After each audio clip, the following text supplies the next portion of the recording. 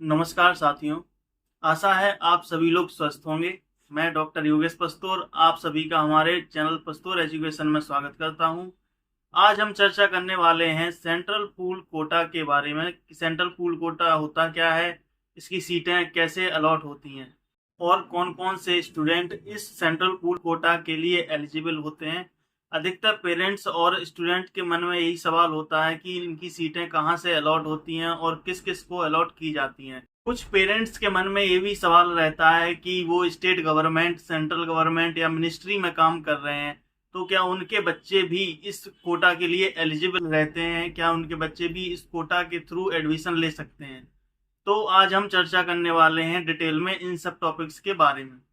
भारत के लगभग 14 state Ministry of Health and Family Welfare को 248 सीट डोनेट करते हैं। Central pool quota Ministry of Health and Family Welfare के अंतर्गत ही आता है। Ministry of Health and Family Welfare certain ministry of Government of India को ए सीट्स अलॉट करती है। कैबिनेट सेक्रेटरीट को ए सीट्स भी अलॉट की जाती हैं।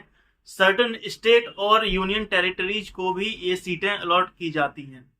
अब हम बात करते हैं किन स्टूडेंट्स को ये सीट अलॉट होती हैं। ये सीट कुछ स्टेट और यूनियन टेरिटरीज में अलॉट की जाती हैं जहां पर मेडिकल एजुकेशन का इंफ्रास्ट्रक्चर प्रॉपर डेवलप नहीं होता है, जैसे कि स्टेट लाइक अरुणाचल प्रदेश, मेघालय, नागालैंड, सिक्किम। अगर यूनियन टेरिटरी की बात की जाए तो जम्मू एंड कश्मीर, लद्दाख और लक्षद्वीप आते हैं।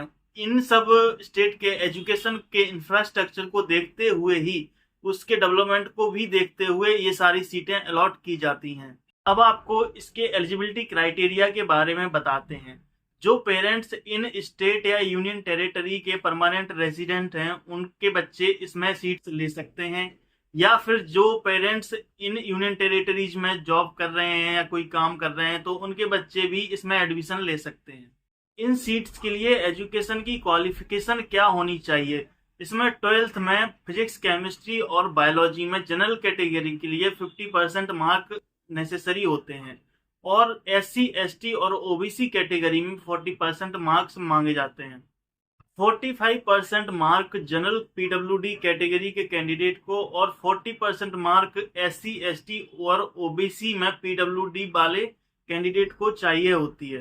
नीट परसेंटाइल की बात करें तो मिनिमम 50 परसेंटाइल जनरल कैटेगरी वाले कैंडिडेट को चाहिए होती है और 40% SC, ST और OBC और PWD वाले कैंडिडेट को 45 परसेंटाइल चाहिए होती है। Ministry of Health and Family Welfare को जो ये सीट्स अलॉट होती हैं वो डिफरेंट गवर्नमेंट मिनिस्ट्री को दे दी जाती हैं और डिफरेंट मिनिस्ट्री फिर फर्दर उसको अलॉट करती है। इसमें मिनिस्ट्री ऑफ डिफेंस आता है जिसमें चिल्ड्रन ऑफ डिफेंस पर्सनल को सीटें अलॉट की जाती हैं। इसके बाद आता है मिनिस्ट्री ऑफ होम अफेयर्स, इसमें चिल्ड्रन ऑफ CAPF को सीटें अलॉट की जाती हैं और इसके साथ ही इसमें children of civil terrorist victim को भी सीटें अलॉट की जाती हैं। इसके बाद आता है एक्सटर्नल अफेयर्स। ये दो तरीके से सीटें अलॉट करता है। पहला उन बच्चों के लिए जिनके पेरेंट्स पोस्टेड अब्रॉड होते हैं, उन फॉरेन नेशनल स्टूडेंट को सीटें अलॉट की जाती हैं जिन मित्र देशों के साथ बाइलेटरल एग्रीमेंट किया हुआ होता है। इसके बाद आता है मिनिस्ट्री ऑफ एजुकेशन, इसमें तिब्बतियन रिफ्यूजीज के बच्चों को सीटें अलॉट की जाती हैं।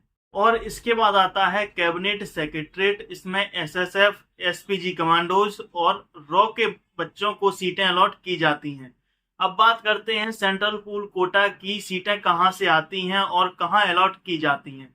वह 14 स्टेट कौन से हैं जो ये 248 सेंट्रल पूल कोटा की सीटें डोनेट करते हैं और डिफरेंट मिनिस्ट्री जो सीटें अलॉट करती हैं वह कहां सीटें अलॉट करती हैं। सबसे पहले बात करते हैं उन राज्यों की जो ये सीट्स डोनेट करते हैं। इसमें सबसे पहले आसाम स्टेट की बात करते हैं जो कि 6 सीटें डोनेट करता है और इसके बाद बिहार 26 सीटें डोनेट करता है। चंडीगढ़ स्टेट 3 सीटें डोनेट करता है। छत्तीसगढ़ 39 सीटें, दिल्ली 27 सीटें, हरियाणा 1 सीट डोनेट करता है। झारखंड 15 सीटें, केरल राज्य जो है 24 सीटें डोनेट करता है। मध्य प्रदेश की बात करें तो ये 28 सीटें, महाराष्ट्र 20 सीटें और राजस्थान 24 सीटें डोनेट करता है। और उत्तर प्रदेश की बात की जाए तो उत्तर प्रदेश टोटल 21 सीटें डोनेट करता है। इसके बाद उत्तराखंड 4 सीटें, और वेस्ट बंगाल की बात की जाए तो 10 सीटें डोनेट करता है। इसमें टोटल 248 सीटें डोनेट होती हैं। अब ये 248 सीटें कहाँ अलॉट की जाती हैं और किस किस को अलॉट की जाती हैं उसके बारे में जानते हैं। इसमें सबसे पहले आता है स्टेट ऑफ अरुणाचल प्रदेश, जिसमें कि 4 सीटें अलॉट की जाती हैं। इसके बाद स्टेट ऑफ मेघालय, जिसमें कि 54 सीटें अलॉट की जाती हैं। इसके बाद आता है स्टेट ऑफ नागालैंड, जिसमें कि 42 सीटें अलॉट की जाती हैं। और स्टेट ऑफ सिक्किम में 7 सीटें अलॉट की जाती हैं। यूनियन टेरिटरी की बात की जाए तो इसमें आता है लक्षद्वीप, जिसमें कि 7 सीटें अलॉट की जाती हैं। और लद्दाख में 7 सीटें अलॉट की जाती हैं। और जम्मू एंड कश्मीर में भी 4 सीटें अलॉट की जाती हैं। इसके बाद आता है मिनिस्ट्री ऑफ होम अफेयर्स, जो कि children of civil terrorist victim को 4 सीटें अलॉट करता है। इसके अलावा अदर्स पे भी 26 सीटें अलॉट की जाती हैं। और मिनिस्ट्री ऑफ एजुकेशन भी 1 सीट अलॉट करता है। और इसके बाद मिनिस्ट्री ऑफ डिफेंस को भी 42 सीटें अलॉट की जाती हैं। इसके बाद बात करें एक्सटर्नल अफेयर्स की, तो इसमें भी 44 सीटें अलॉट की जाती हैं। और कैबिनेट सेक्रेटरीट को भी 6 सीटें अलॉट की जाती हैं। और इस तरीके से 248 सीट्स अलॉट हो जाती हैं। उम्मीद करता हूं आपको सेंट्रल पूल कोटा की सभी सीटों के बारे में बताई गई जानकारी समझ में आई होगी। और अगर आपका कोई सवाल या डाउट है तो आप इसको हमारे कमेंट सेक्शन में पूछ सकते हैं। और अगर आप चैनल पर नए हैं तो चैनल को सब्सक्राइब कर लें और बेल आइकन को भी जरूर क्लिक कर लें, ताकि आगे आने वाली वीडियोज की नोटिफिकेशन आप तक पहुंच सकें। धन्यवाद। आपका दिन शुभ हो।